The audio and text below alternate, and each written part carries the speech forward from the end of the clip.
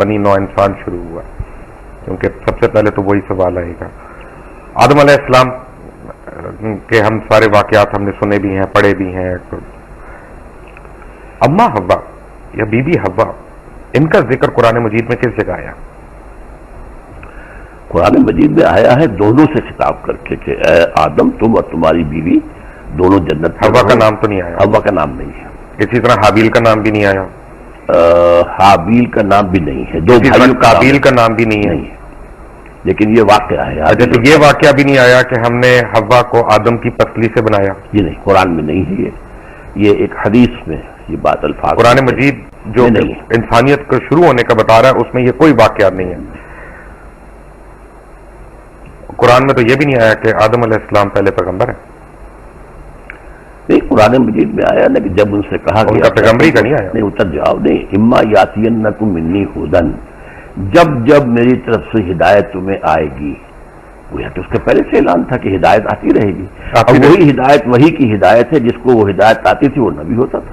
اصل میں قرآن مجید جہاں تک ہماری اور ویسے بھی قرآن مجید میں ایک مقام پر ان اللہ اصطفیٰ آدم و نوحا وآل ابراہیم وآل عمران علی العالمین، تو جہاں انبیاء کا ذکر ہے وہ سب سے پہلے حضرت آدم کا ذکر ہے سورہ آل عمران میں۔ بڑی اچھی بات ہے ڈاکٹر صاحب، یہ دیکھیں نا، اصل میں جو میں نے جو آج تھوڑا سا پڑھ رہا تھا، کچھ پہلے بھی ہم نے پڑھا، تو آدم جو مجھے نظر آیا اس میں قرآن مجید میں، کیونکہ میں نے آپ کو عرض کیا تھا پہلے، تھوڑی سی میں نے بھی صرف پڑھی ہے، تھوڑی سی نحو پڑھی ہے، کوشش کی ہے، میں طالب علم ہوں، میں اگر میں سے گستاخی ہو جائے تو پلیز مائنڈ نہ کریے گا۔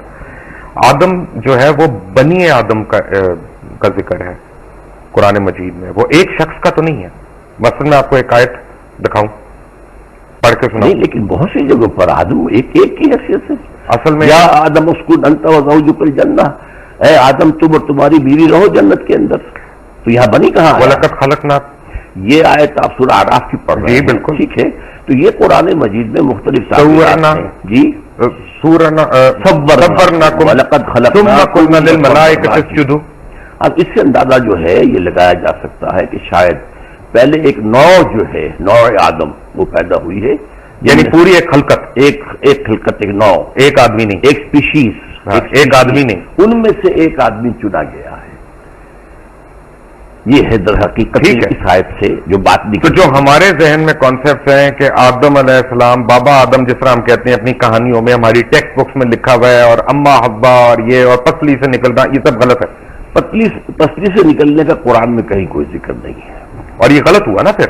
اب میں نہیں کہہ سکتا، لیکن قرآن میں ذکر نہیں ہے اس کا یہ مطلب اگر ڈاکٹر قرآن میں نہیں ہے تو غلط ہے۔ قرآن مجید میں اگر ذکر ہی نہیں ہے تو غلط ہوا نا؟ نہیں، ضروری نہیں ہے، قرآن میں ہر شے تو نہیں ہے، قرآن مجید میں ایٹم بم کا ذکر تو نہیں ہے، تو یہ تو کوئی بات ہوئی، وہ تو ایک بات ہے جس کا ذکر کیا۔ ایٹم بم سے ہمارے دین کا تو تعلق نہیں ہے نا؟ نہیں، لیکن یہ کہ آدم حوا سے بھی بڑا، آدم حوا سے تو آدم سے، آدم نبی تھے۔ کون سی حدیث میں ذکر ہے حوا کا؟ کس کا؟ بی بی حوا کا؟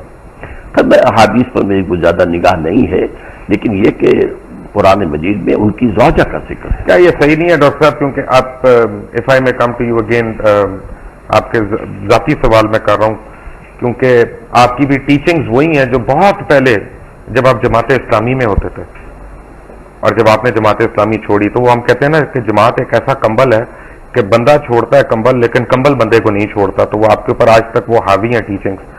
کیونکہ اس سے بہتر تعبیر یہ ہے جس نے کہا تھا کہ جو لوگ جماعت سے نکل جاتے ہیں ان میں سے جماعت نہیں نکلتی، یہ ایک بہتر تعبیر ہے کہ جماعت کا ایک بنیادی سردیاں آ رہی ہیں تو کمبل کا ذکر